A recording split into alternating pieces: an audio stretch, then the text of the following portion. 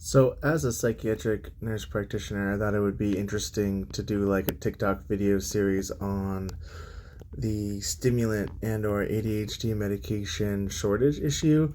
Now that it seems like it's sort of mellowing out, though it's still affecting a lot of people. It's not quite where it was, you know, 6 months ago or 3 months ago or a year ago. I think that this issue is largely caused by three different factors that I've thought. And if you can think of other factors, you should let me know and maybe I'll edit the video. The first one is during COVID, they suppressed the Ryan Height law, which was the law that made it so you had to see everyone in person if you're going to prescribe them controlled substances. This made it so prescribing ADHD medications, you could do that without seeing your patient virtually, and then therefore could potentially prescribe it to somebody who lived across the country. Because of this, the second reason, online clinics, mental health clinics like Cerebral, opened up with good intention to sort of meet the mental health crisis where it was and allow access of care for people to sort of get treatment that may not have been able to.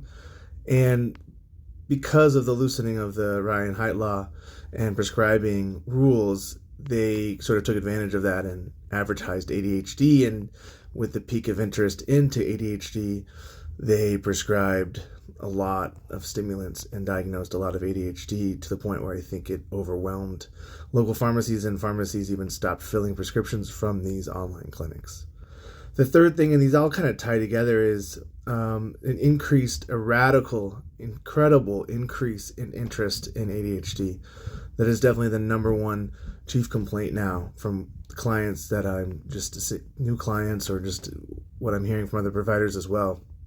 And I think this has a lot to do with the prevalence of TikTok, where these sort of media platforms where people are able to tell their stories and they're able to talk about how it affects them, and other people watch and really identify with it. So ADHD is probably the most common one I see people hear about and are like, oh my gosh, that sounds just like me, which I think globally is a good phenomenon for us to hear each other's stories and relate to them.